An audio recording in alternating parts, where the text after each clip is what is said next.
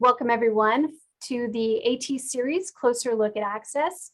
Today's session entitled A Closer Look at Seating and Mobility as it relates to using AAC and AT within an activity.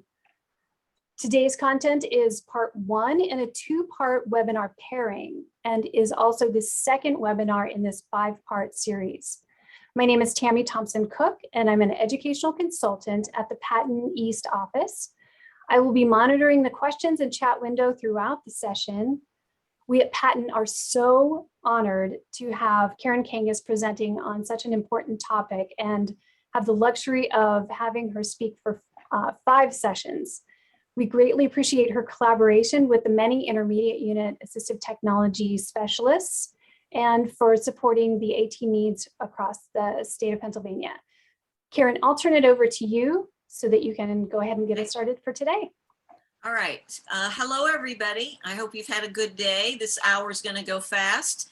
The reason when we first looked at this 5-hour series, we did say you could look at each one separately, but it's hard to look at how seating and mobility, access and activity go together. So I divided them into 2 parts. Today, we're going to talk about the student's seating itself, and then we're going to pair that with the activity later because it's a lot. I'm going to break it down just that way. So you still can view the second webinar and the third webinar separately. And those of you who have never heard me before, a lot of this may be new. Please feel free to ask me questions. For those of you who have, it may function as a review.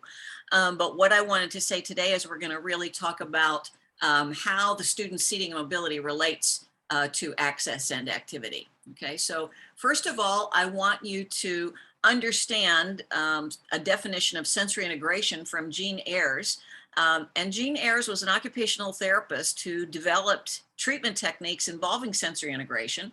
She herself had a nephew who had cerebral palsy, and then she got very involved in dealing with kids with learning disabilities. But what's really important to understand is sensory integration is how we all process information. It's not an occupational therapy treatment technique. Well, it is. But frequently when we talk about neurodevelopment and we talk about children, you know, we're dealing with children of different ages and different stages of their development. But as human beings, we process information in our body through sensory integration. And that sensory integration is self-initiated, self-modulated, and self-controlled. So it's not something somebody gives you. Someone does not teach you how to sit. You have the ability to sit and learn to sit, and your body reveals its sittingness itself. That doesn't mean that that we may not create some opportunities for you to use your body, but someone doesn't teach the body to sit. The body actually knows how to do that. And as we develop as a species, as we grow and develop, we actually unfold those structures. Someone doesn't teach us development. We don't have people that teach us how to use our hands. We have opportunities to use our hands, but we don't teach somebody. When a child has that development interrupted because they've either suffered a massive accident or they've had an incident in the womb, or they've had what I consider that disability, that pathology of that pathology which causes an interruption in their development. It still doesn't mean as much as we assist them in seating, we aren't teaching them to sit. And the body is made to be engaged in activity in a whole lot of ways. And these are processing systems. So it is not your, it's not your body skeleton that's different from anybody else. Our skeletons are the same, but our growth is a bit different. Our growth is different at different stages of our life. We don't put the bones together. The same thing, we don't put development together. And so a lot of times, I think sometimes, especially as therapists, I know when I really began in therapy, I thought my therapy, if I was effective, I would actually stop spasticity. I was so believing that we were going to be facilitating movement by therapeutic techniques and by our beginning of doing neurodevelopmental therapy and then beginning to understand sensory integration, that we were actually going to be teaching the body to do something else. I didn't really understand that I was giving the body an opportunity to do something it already knew how to do. And then the body knows how to do more by revealing itself and using itself as we give it opportunities. But today, what I wanted to give you is a really, really basic course in terms of understanding how this sensory integration works and how that development works and how our body processes information. So that we can have much better understand how we can assist that happening when we want to look at kids being engaged in tasks. So the body has two primary processing systems when we look at how the body itself, the neuromotor system, works. And that's tactile processing and vestibular processing. Now, one of the biggest problems in understanding these is some of you may have had very good physiology or neurophysiology courses, and some of you may not. But the word tactile and vestibular are not alien to you. But I will say in this setting, it's just like the words physics and physiology. They start with the same phys, the underlying Latin term, but they are very different. Physics and physiology are very, very different. And we're going to talk about that a little bit later. Tactile processing is essentially the body at rest when we do not have an active engagement with gravity. Now, we don't give up gravity ever completely because we live on planet Earth and gravity is what gives us the power to move. Vestibular processing is that relationship with gravity. These two are not hierarchical, they simultaneously exist. Tactile processing is what is primary when a baby is first born, however, because they have not had a relationship with gravity. They've been swimming. They've been in a non-weight bearing environment, and they are then coming out into a gravity-driven environment. We all need gravity to bring power to our movement. We don't just have power isolated. It actually takes that electromagnetic field that is in the center of the earth that comes all the way up to the surface of the earth that talks to our body and gives it power. When we are resting, and an easy example, resting, if I say rest, you should have two pictures in your mind right away of yourself. One of them would be bed, and another one would be in a lazy boy or recliner or a couch. Okay, so you're in contact with a lot of surface. When your body is in contact with a lot of surface, it gives into that surface. So the more the body is in contact with the surface, the more it gives into that surface and does not hold itself up. If you then look at the desk or stool or at a desk and a chair, that if we want to look at a classic situation of working or an office desk or a chair, you start to realize it doesn't look like a bed or it does not look like a lazy boy, because we're hoping that you're going to be active, because you're not just sitting at a desk, you're doing something with your hands, and hopefully you're writing and you're reading and you're manipulating objects, including that book, or moving things around, or you may be using a keyboard. And to do that, you need power. Power is what helps you situate your arms where you want them to be and your hands to be able to work. So vestibular processing is really active engagement of the body. Tactile processing is resting. Now, both of them are protective in nature, and we're going to talk about that in just a minute as well. The next thing is many people are aware of these two terms, kinesthesia and proprioceptive senses. Now, proprioception just means that all the time, everybody that's alive, there are receptors in all of our joints, the proprioceptors, and they are constantly telling our brain where that joint is. That's all they're doing. They're telling you where it is. Proprioceptors themselves don't do something except identify where you are, which is important. So it's talking to the brain all the time. You're here, you're here, you're here, you're here. Kinesthesia, however, is actually a bridge between tactile and vestibular processing. And kinesthesia is what brings that proprioception to life. Kinesthesia is the knowledge of the body near things. So in other words, as I approach something, kinesthesia is activated. Kinesthesia is not activated in a resting mode. Kinesthesia is activated in a vestibular mode, but it also is a transition sense between them. So where my body is in space, the proprioceptor is telling me where my joints are in space, including my neck, so it knows where my head is, so my shoulders and where my body is. As I start to move my body towards something, kinesthesia becomes hugely active, and it helps assist me to understand where I'm headed or what I'm doing. Okay. These two lead to a coordinated visual sense. So our visual sense is not just vision acuity. You know, our vision does a lot of things, but one of the most important things it does is it is actually a protective sense when we're moving. So the eyes are meant to be aware of what could be happening in our environment as our body starts to move. It's not meant to focus. However, if we are in a seated posture and we have an intention to use something with our hands, so we've first stopped walking and we're seated and we're intending to do something with our hands, and our kinesthesia starts to kick in, all of a sudden our vision begins to focus. So visual focus has to happen and is affected by kinesthesia, which is supported by proprioception, which is activated by vestibular processing.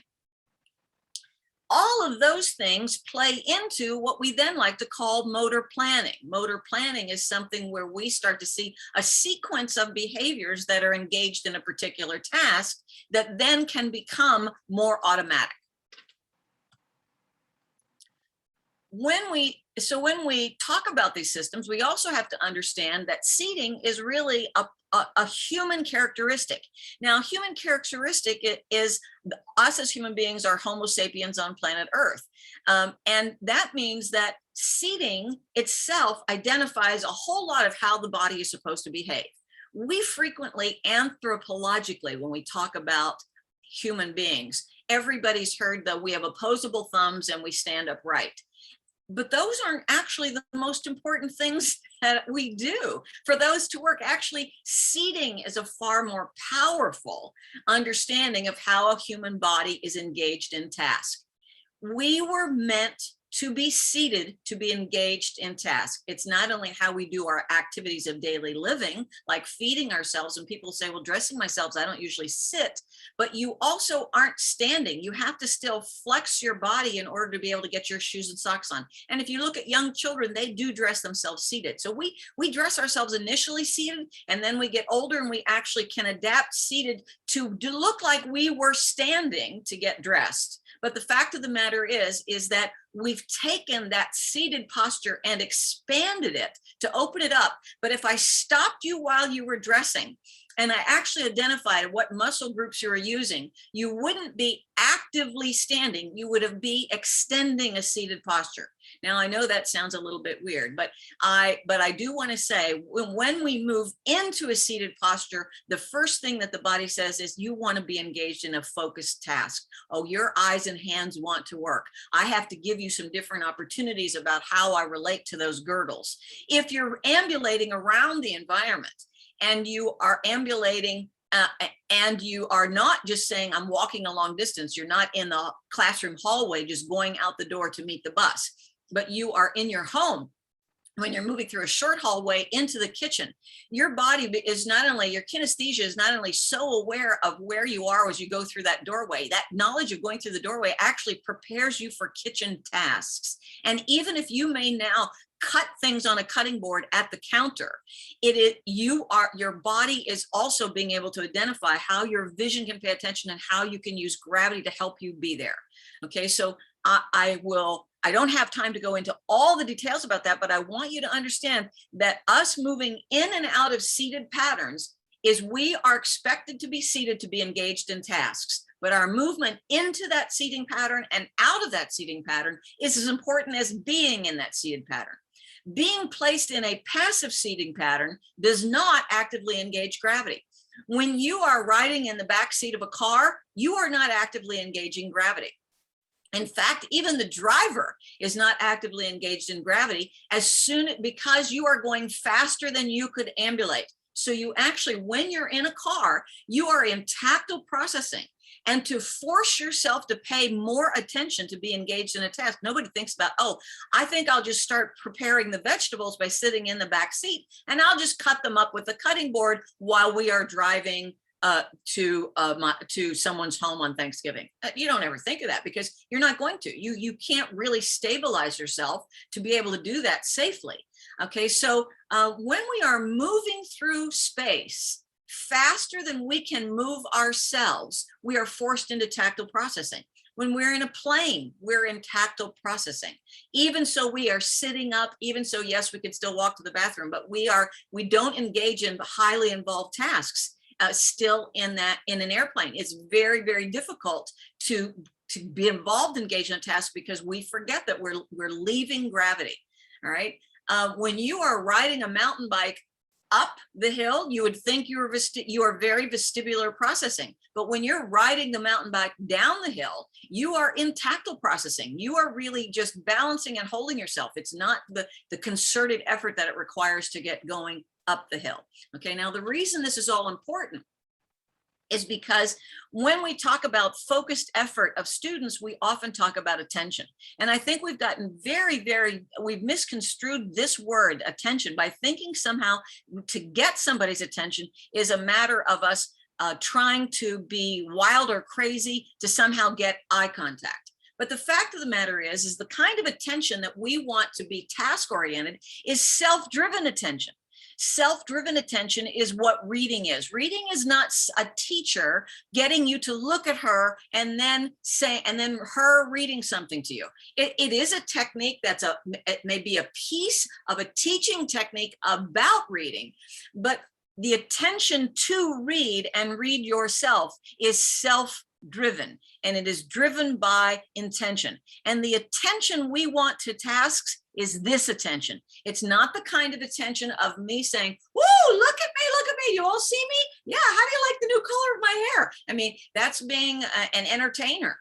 And the looker is passive. We want self-driven attention because we want focus on task engagement so there can be task performance. And in order to do that, the first thing that has to happen is I have to want to do it. So self-driven attention is driven by intention.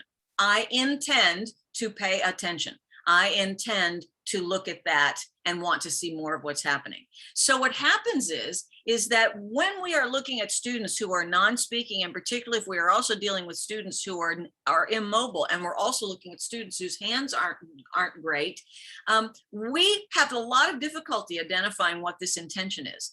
And so a lot of times I want you to understand that you need to presume intention. We presume intention of every other child who is mobile. When our children, when young children are mobile and they approach you, their approach alone is already telling you something, but their mobility towards you, and then they say something. You interpret what that vocalization is because you presume that it was purposeful and that it was meaningful, and they are intending to communicate to you and want to tell you something. Especially if it's a young kid, they want you to get something. So a young child could approach you and go, "Muh, muh," and mama could say, "Oh, mama, mommy, yes, that's my name," and pick her up and give you hugs and kisses and spin her around, and the baby could laugh, and the baby could say "muh, muh" to grandma, and grandma could say, "You wanted milk? Let's go get some milk. It's in the refrigerator. I'm glad to get you some milk." And the baby could be looking at dad and say, "Muh, muh," and dad could say, "More? You wanted more of what?" Okay, so every time the presumption of that for that vocalization was that the reason that child was speaking is because they had intention. And so we have to understand that that is actually how we interact all the time. When people are talking to us, we're presuming they have a reason to and they want to. And the first knowledge that we have, the first interaction we have with somebody for communication, and the way we can presume intention is we presume intention by the body's posture. Okay, so I'm trying to outline how important this is. All right, so we are looking for our kids to be able to access activity, and much less access some method of access to manage assistive technology to be engaged in activity. So look at these layers. We want you to be engaged in activity, but then you need to use technology to manage that activity. And then you have to manage a different method of managing the technology to get to the activity. All of those things, we have to be looking at how are you focused? Where are you intention driven? Where is your attention? How is self-focus happening that? And so we have to understand that we really need to look at seating. And what I really am tremendously sad to say is seating for task engagement and performance in a sensate body is not the seating that you are seeing our children come to school in on the bus. And that's because the seating that was developed still for our kids, just like last week when I was talking about the history of assistive technology was developed for adults, seating was also developed for adults. And those adults were generally young men post-World War. And when we started dealing with people who had the most involved bodies, which were high-level spinal cord injuries, were people who had multiple amputations. So those were those young men. And then we started dealing with the same kind of seating. We started dealing with patients with ALS, dealing with young boys who had muscular dystrophy. So we had people whose bodies had degenerative disease. And then we also had these primary, we had bodies with spinal cord injuries, both paraplegics and quadriplegics, who are not sensate. That means there is not sensation. They are truly paralyzed. They do not feel their body moving, nor can they make it move. That is not true of a child with a brain injury, with cerebral palsy, with spinal muscular atrophy, with spina bifida. Our kids are sensate. So when we started looking at seating, and I don't have any problem if the seating is restraining. I have no problem if the seating is symmetrical because it's car seat seating. I want you to be safe on the bus to get to school. Just like we want you to be in a car seat if you are a young child, and we want you safe and it's crash tested in the car. Just like I still wear a restraint in the car, my movement is limited in terms of how I'm to be there because I am to be safe, whether driving or whether I'm being a passenger. Okay, so that kind of seating, however, is not functional seating. And that's what I want to bring up today. Functional seating is self-driven, self-controlled, and it requires movement. So a real definition of seating is a range of postures that are situationally specific, task-defined, and individually preferred. So we do have preferences, but I don't get to say, well, my butt is really tired from sitting, so I'm going to sit on my head. You know, that's not an individual preference. We're all going to sit on our butts. But I may cross my legs at my ankles. I may bring one leg outside the side of my chair. I may wrap it around the leg of the chair. I may move a little bit forward. I may actually wiggle back and forth. I might even rock a leg while I'm in a chair. All those things are individual preferences, how much I rotate my body, but none of us stay static in a position to be held. All right. And in fact, it's really important that we understand why we even have those individual preferences. We also need to understand that my seating that I'm going to use when I'm writing a paper on my laptop is not the same seating that I'm going to use if I am actually icing cupcakes. And it's not the same seating that I'm going to use when I'm folding laundry. The general seated posture may be the same, but how I'm still using my body can be very different. And I want you to realize for OTs and PTs, this is a treatment technique. So all OTs and PTs need to, just like splinting is a technique, seating is also a technique. You need to become very, very good at starting to understand what kind of seating postures your child is using and how we're going to be able to increase their repertoire in the range of their postures. And in every posture that they are in, have we created opportunities for them to grow within that posture? So I wanted to tell you, this is the physiology part. Unfortunately, when most therapists take any kind of course and talk about physics, they, instead of taking some very simplistic course that was taught by that originally started with an engineer that started looking at how and seating was 90, 90, 90. So 90 degrees was 90 degrees at the hip, 90 degrees at the knee, and 90 degrees at the ankle. And that was really developed for people with spinal cord injuries. And the reason that 90, 90, 90 happened is engineers were in the business of looking at, we asked them to get in the business of trying to help us figure out, looking at at making chairs, okay, and making seating. And people with spinal cord injuries, paraplegics and quadriplegics were dying, literally dying of 3 kinds of infections: upper respiratory infections, residual urinary tract infections, and then from pressure wounds that were infected. Okay, so antibiotics did a great deal with dealing with upper respiratory infections. We also knew with upper respiratory infections, you needed to not be laying down. So you needed to be more upright.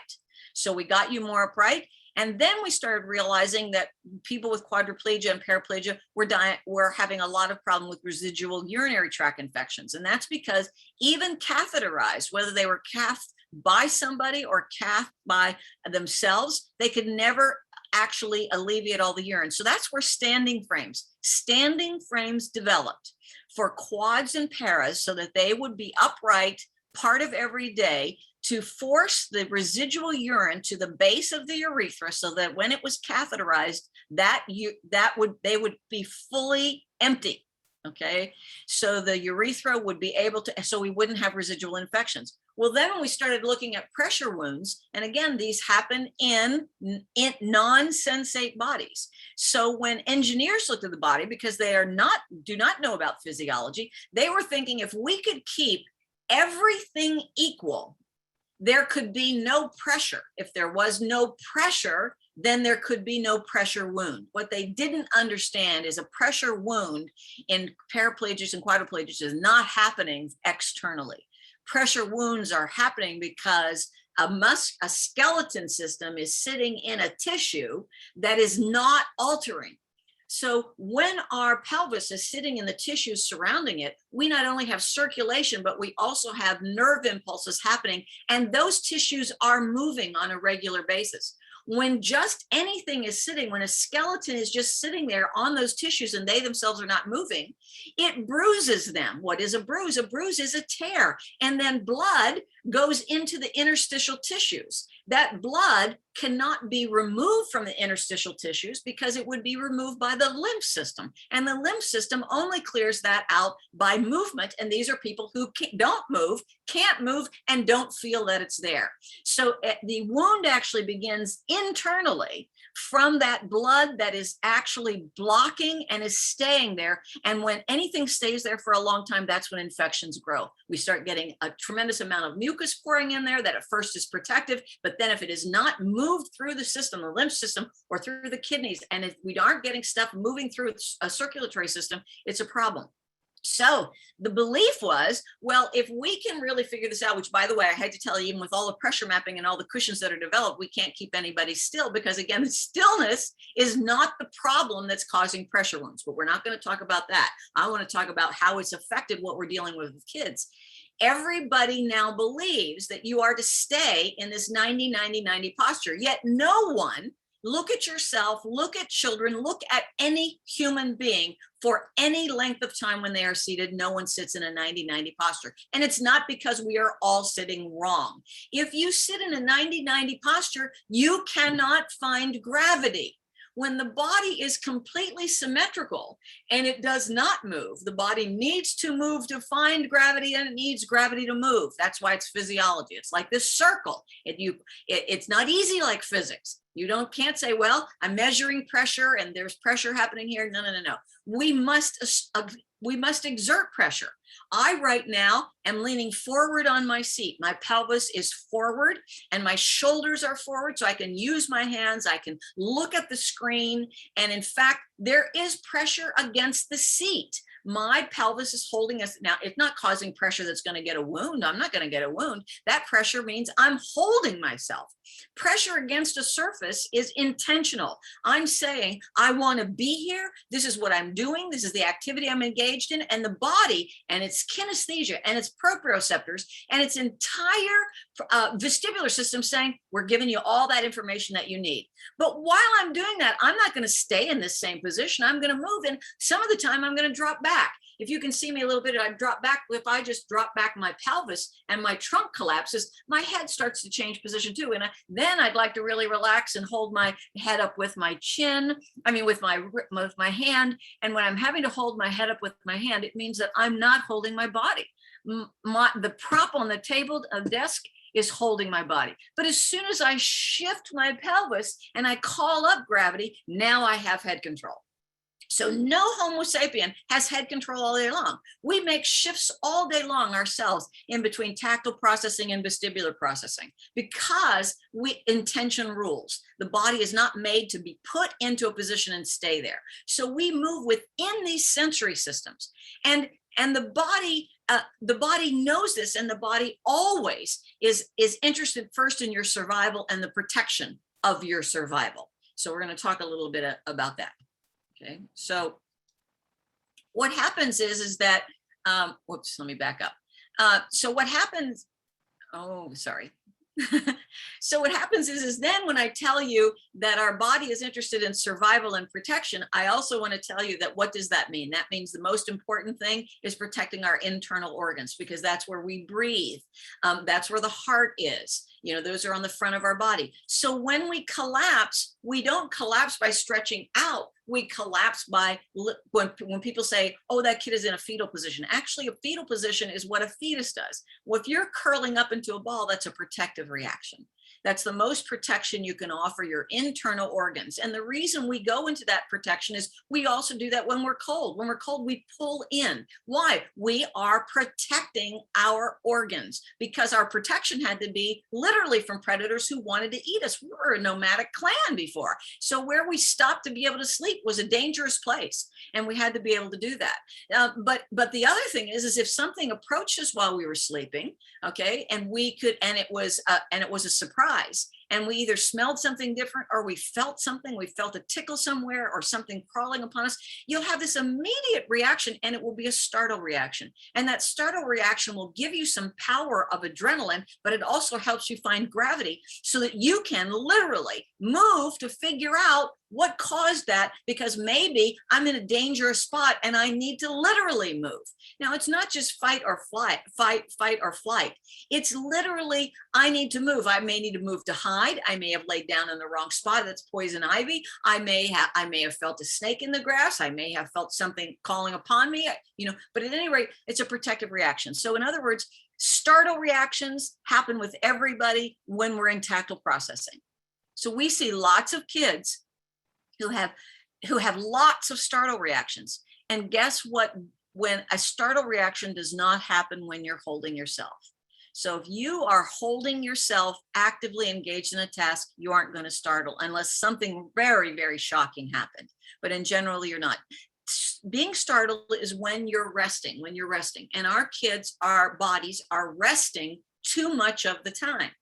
But the thing you need to understand is when the body is engaged all day long in terms of its protective reaction, its protective interactions are, it presumes what you do most is what you intended to do most. So it will support you in doing that the most. So in other words, if I seem to be resting most of the day, it assumes I meant to be resting part of the day. So it's going to try and keep me resting most of the day, or it's going to keep the interactions that go with resting more available to me than the reactions and interactions I need to be active.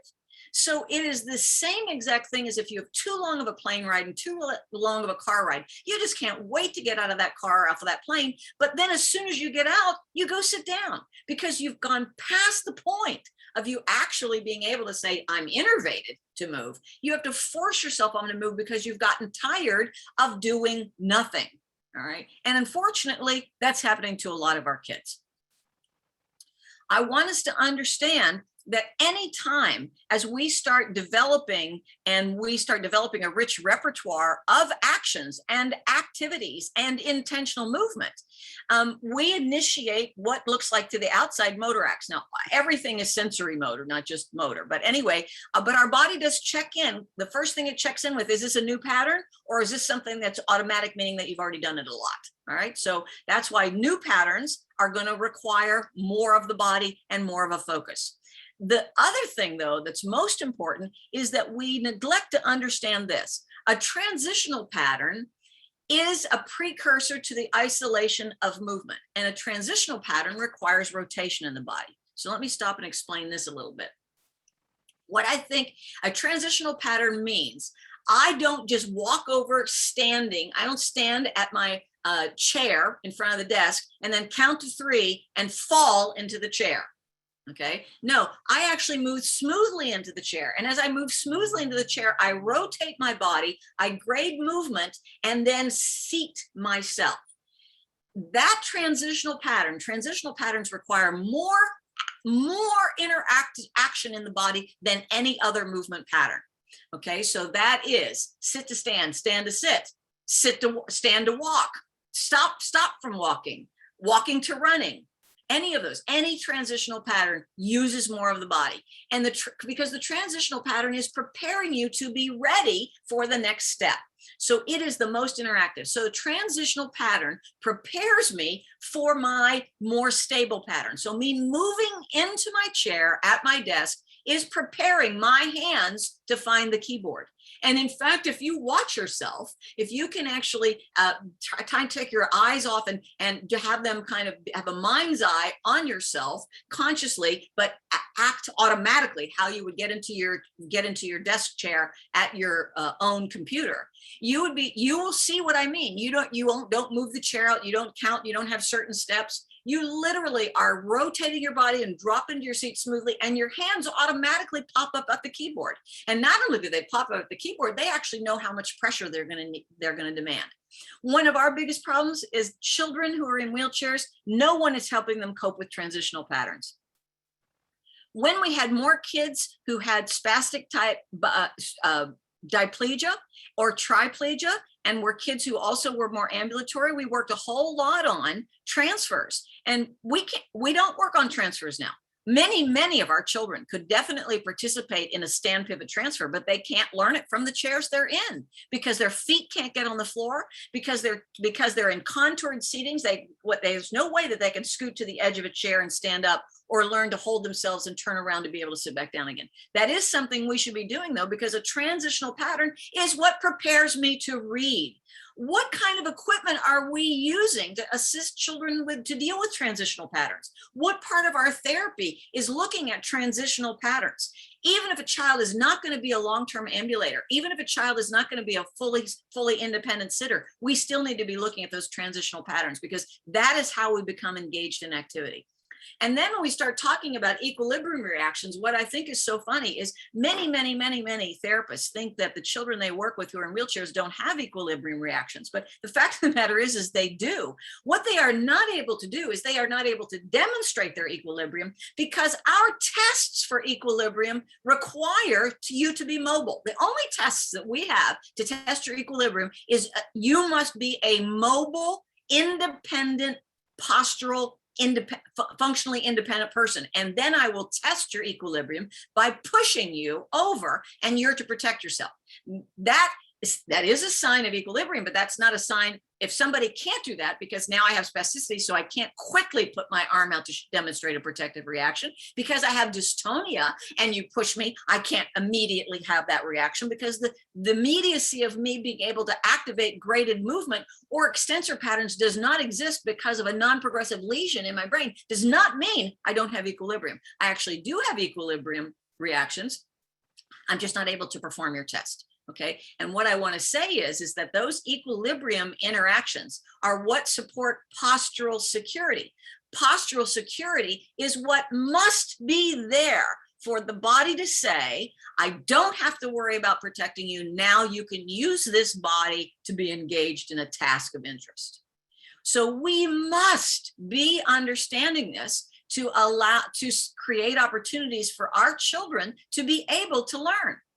Now, a lot of people know that independent mobility has a direct relationship on cognitive exploration and understanding. And I know I talk a lot about this when I talk about the importance of powered mobility for everybody, for looking at mobility. But I also want to say, I want you to understand that mobility simply means movement. It does mean moving throughout space, but it is a small amount of movement. And what I want you to understand is if in fact you put a book in front of me and I move towards that book, even if I've only moved my trunk 2 inches towards that book, that slight movement has actually activated visual convergence and demonstrated intention. And it says to the body, oh, I see you're interested in a task. Let me give you some power to be able to explore that thing you're wanting to look at. But without movement, you will not get that interaction. So we need to understand that moving has to be intentional.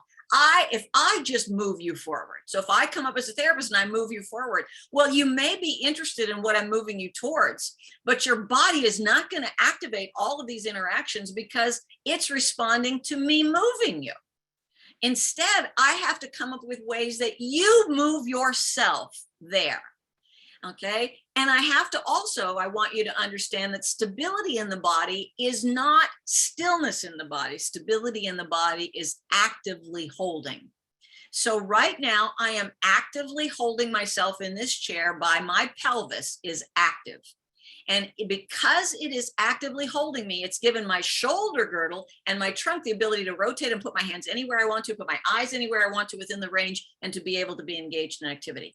When I'm ambulating, my shoulder girdle has to actively hold myself still, so my pelvis has the ability to step over an object, get around a place and do something there. And when I'm actually working throughout the day, I'm constantly shifting between those girdles. One's more actively holding in a smaller range to give the other one a wider range of control. So that shift between the pelvic girdle and the shoulder girdle only happens when we are engaged with gravity. It is the head control is actually controlled by the pelvis and by gravity meeting up with the center of gravity, which resides in every human being, resides right in front of sacral level 2, okay, and between the ischial tuberosities. Okay, that's our center of gravity. That's not a button that we push, but that's our center. And when we move from center is how we actually find gravity. And we need gravity also to be able to move. Like I said, physiology is kind of weird and hard to understand. I'm going to skip through this a little bit because I want to go on. I want to stay on the body now, because we don't have very much time. So what I wanted you to understand is the majority of seating that you are seeing now is seating for postural management. That means we are managing a child body. It's imposed seating. And we do imposed seating to keep you safe, for safe passive transport. We also do imposed seating when you have to be fed. Even if you're breastfeeding a baby, you're imposing a position on that baby in order to be able to eat. Okay, so we can't do imposed seating if you're self-feeding or learning to feed, but the same position, symmetry, a lot of contact with the surface works very well because it's relaxing. So if somebody needs to be swallowing, it's there. We are looking for, so when we're looking for relaxation, that's tactile processing. But when we look at our seating systems, our kids, what are they doing? They have a lot of contact with the surface. So the more I give the body contact with the surface, the more it falls into that surface. We also need to understand, listen to this. What do we call that thing behind the head? A head rest. Guess what? We're right. It's a head rest. So it's not a head support.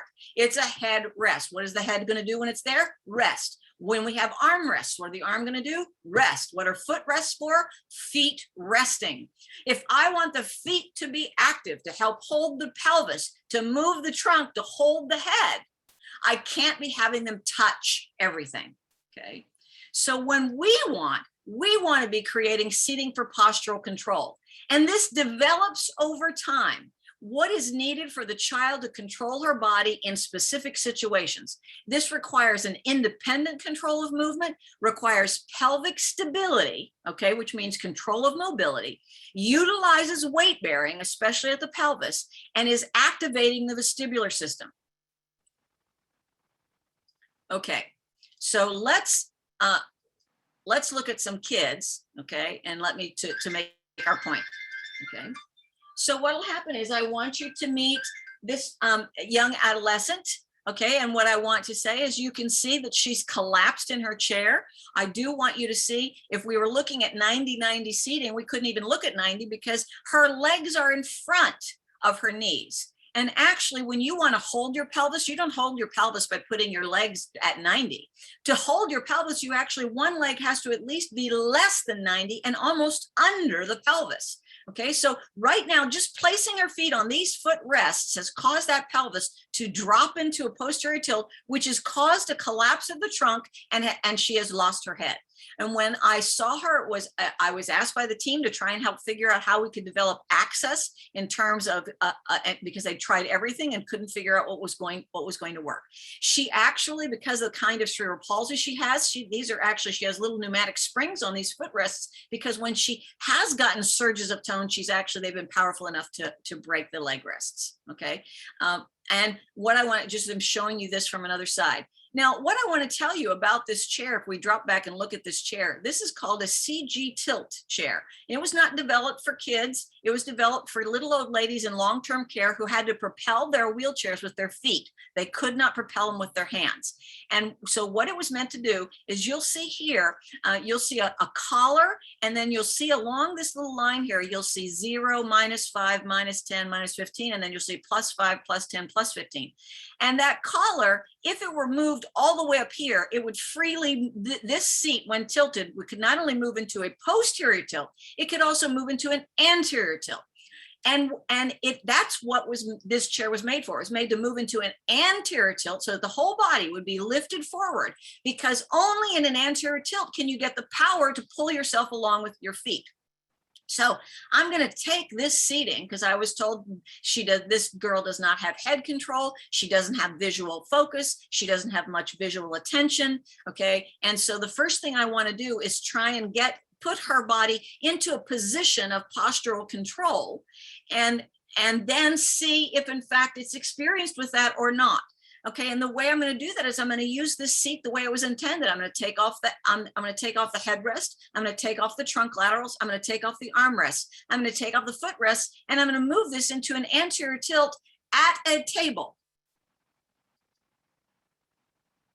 And lo and behold, feet on the floor in the same seat, but without those virtues there, using this seat as actually it was intended to, she can actually sit at a table. And what I want to do is I want to tell you, she was so happy. Now, the thing that made me a little bit sad about that is I don't have any activity here. But she was so excited that the activity of sitting at a table by herself was already valuable enough to her. And what I wanted to tell you is I'm now not saying we aren't going to time her. People are like, well, how long do you think she can hold this position? Well, how long do you sit at the table before you put your hands on your head? How long do you hold yourself in any position? We move all the time. There's no predicting on that. How you hold yourself here is based on what you're doing and what you're intending to do. But what I wanted to demonstrate is that most of our children do in fact have postural control already, but that we have not been allowed them to be in opportunities to demonstrate it for us. Okay, so here we are. This is who we saw for years. This is who we could be able to see. Okay. All right, let's look at a boy in an elementary school. And I also love this is, he's in an inclusive setting, and he's in third grade, I think. I can't remember if it's second or third. I'm pretty sure it's third grade. All right, and already what I want to tell you is I'm in the classroom where the third graders are, and look at this. This chair could not even get up to this table. How have we found this okay? How have we found that it is totally okay, because you have a disability, that I'm going to place you in an environment you can't possibly work in? And then the way we're going to make it okay is by me then giving you a tray. Okay, what is that tray going to do? Clearly that tray is in the way. You can see those elbow blocks aren't working. And the teacher said, well, his head goes over there a lot. I think he means to put it over there. Well, guess what?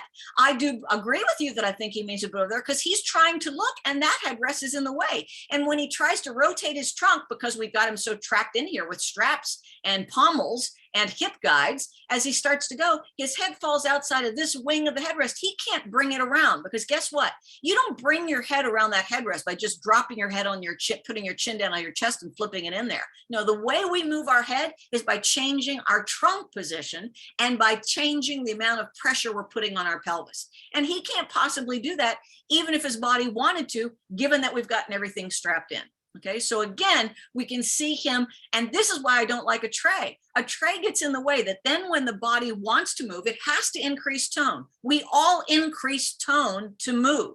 And when our kids with cerebral palsy increase tone, they inevitably hit an obstacle. And when they hit an obstacle, now the body becomes more protective because they've hit an obstacle. If this tray weren't here, and even he demonstrated this much tone in his arms, it wouldn't be pushing him out. When you see bilateral and similar reactions in extension with internal rotation, whether it's at the legs or at the shoulders, so whether it's at the hips or whether it's at the shoulder girdle, that's a protective reaction. This isn't a sign of having CP. This is a protective reaction saying my shoulder girdle and pelvic girdle are not stable, so I'm going to need to protect them by covering them up. Okay, so here you see him slightly falling forward. I'm going to try and do the same thing I did with the one before. I'm going to take off the tray, but I'm going to do something else. He also is in a pretty aggressive anti-wedge seat. Okay, what that means, because he has this extensor tone, if we overflex him, then he won't do that. Well, again, not an understanding of how the body works, but what happens is he slides forward on that seat, okay? And also he can push his legs then out of the leg rests and out of the foot straps. So what I'm gonna do is I'm gonna take him out of the chair and I'm gonna even this seat out by placing some flaxseed pillows in there and put a towel on top. But I'm gonna also remove the trunk laterals, the armrests, the tray, the headrest, and the front riggings. Okay, so I'm going to try and make it a seat. And when I do, clearly you can see that he also has head control. What's even more miraculous is he has head control even with a collapsed trunk, meaning you can see that he's got a collapsed trunk and still has the seatbelt on, because I left the seatbelt on because everybody was having a heart attack if he'd sit in there without the seatbelt on. Actually, if it would just be me, I would have taken the seatbelt off as well, because I'm right there. I could have protected him. But at any rate, for you and I, if I ask you to collapse your trunk, you don't lose your head as easily as the adolescent girl did in the picture before, because you actually can maintain it even with a collapsed trunk, because you have a strong repertoire of control, which he's doing. Now, why are his feet not on the floor? Pretty simple. Why can't this chair go up to that table? Pretty simple. It's too high. And why is this seat to floor this high? I don't know. His chair came that way. That's because this isn't all of our pediatric chairs are adult chairs that just have cut down frames. This is the height of a chair that would be for any adult. Why is this seat frame this high and why is it not down here? Look in the mirror, because all of us in the business of seating and therapy and accessibility have found it okay that whatever someone sends us in, we have not brought up the issue of how important accessibility is in terms of the classroom. I'm going to move this kid then into a regular chair at a regular desk, and the activity you can't see is this was the classroom, is that I had seen on a board, on a whiteboard, that they were reading a book. And so I opened the book that they were reading and I put it in front, open to the page that I saw that was written up on the whiteboard. And what was interesting is when I purposefully did not sit him forward with both feet in the front.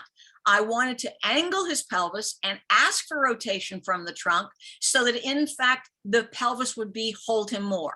So I don't want this seat to be evenly distanced the length of his leg. I want this seat to be more like a stool. So he's got to hold himself. And as soon as I got this hold, he turned himself to the book. And not only that, he was able to flip a couple pages with his in a fisted mode, but he clearly moved a couple of pages.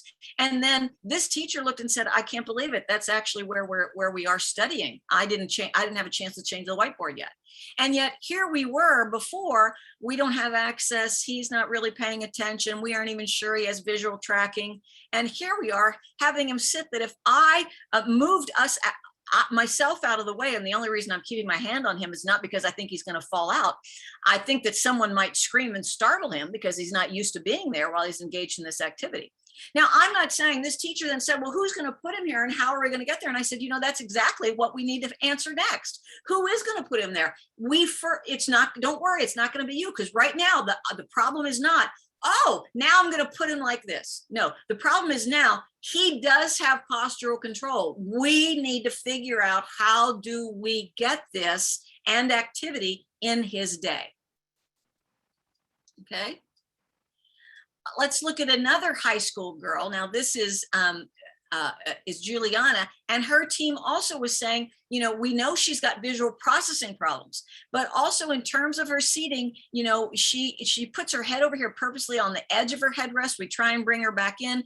She pulls her feet out of the footrest. I'm gonna tell you right now, everybody should be pulling their feet out of the footrests. And right now where you see this leg going underneath her, Juliana is attempting to try and find pelvic weight bearing. Again, it's hard because she's in a wedge seat, not as aggressively wedged as the elementary boys. But I am here to tell you is even with her foot off the footrest, even so she is tall, even so she is 18, her feet cannot touch the floor. Okay.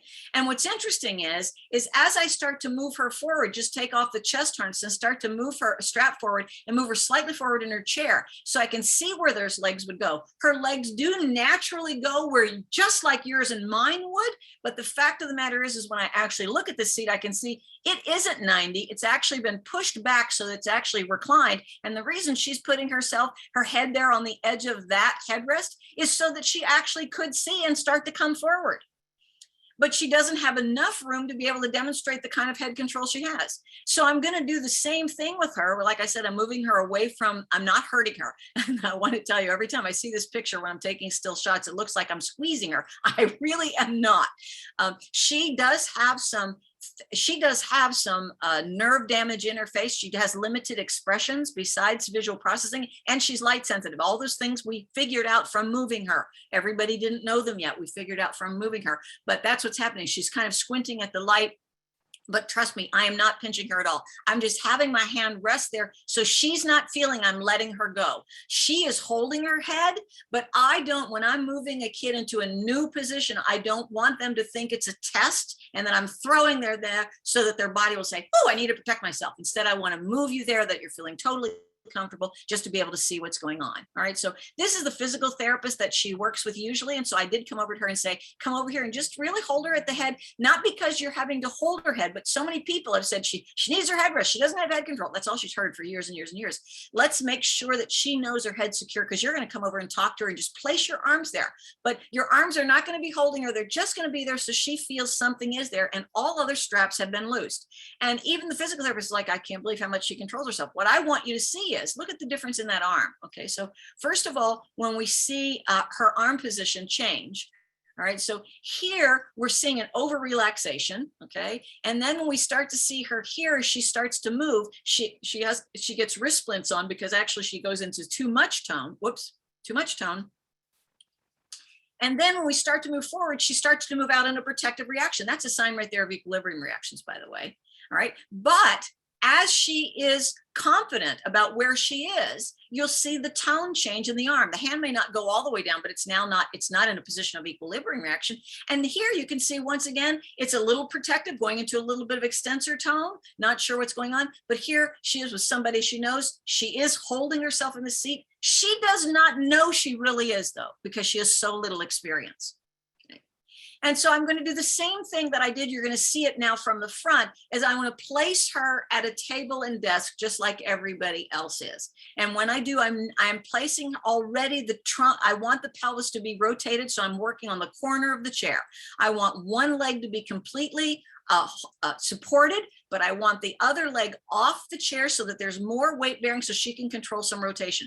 Look at her surprise, but she is actually holding herself. Again, although I am there, I could have easily let go and she would be completely holding herself. I'm not letting go, not because it's not a secret, but because I don't want her to become afraid of a new position. Okay. So again, here I am showing you, how do I know which side do I want to put her on to rotate? I don't, but there only are two sides. You're going to try either way and then bring a desk over. You cannot test for postural control if you don't have that table or desk there with the intimation of an activity. We don't use postural control unless we're going to be engaged in an activity. Okay, so here we are. We moved to a bench because I was talking to them. Maybe they would like to try working on a bench up at a table in her room. And what people actually saw is by this time, now she's actually reaching out to hold herself stable. All right, so she's using her upper extremity that people had not seen before, her demonstrate that she really has some equilibrium reactions. Let's look at a preschooler. Okay, we've got 1 minute. Okay, so here's a child under the age of 3. You can see her head usually is falling outside of her headrest. Whoops, we got to stop. Don't worry, we'll do her to start and we'll move then more into activity, still with more students into the next group when we focus on how this relates to activity and access. Thank you guys, that hour just flies by. I can't believe it. Tammy, you're muted. Of course. One quick question. Scott Doherty was actually asking, so is a startle a good indication that body was in tactile processing state? Yes. Awesome. All right. With that, I did enter the survey link for today's session into the chat window. I'm gonna do it again, just so that you have it. It's also in the green folder for today's session. And Karen, on behalf of Patton, I wanted to thank you for yet another wonderful session on access and all the wealth of information that you shared with us. So thank you everyone for joining us today. And if you'd like to keep the conversation going, don't forget to add your questions and comments in the discussion board in Schoology located beneath each session description page. And they're also welcome to email me. That's why I flipped back to the beginning. The email is on the handout, and if they have a particular pressing question, to do that. I'll see you guys next week. See you guys. Thank you very, very much. Bye-bye.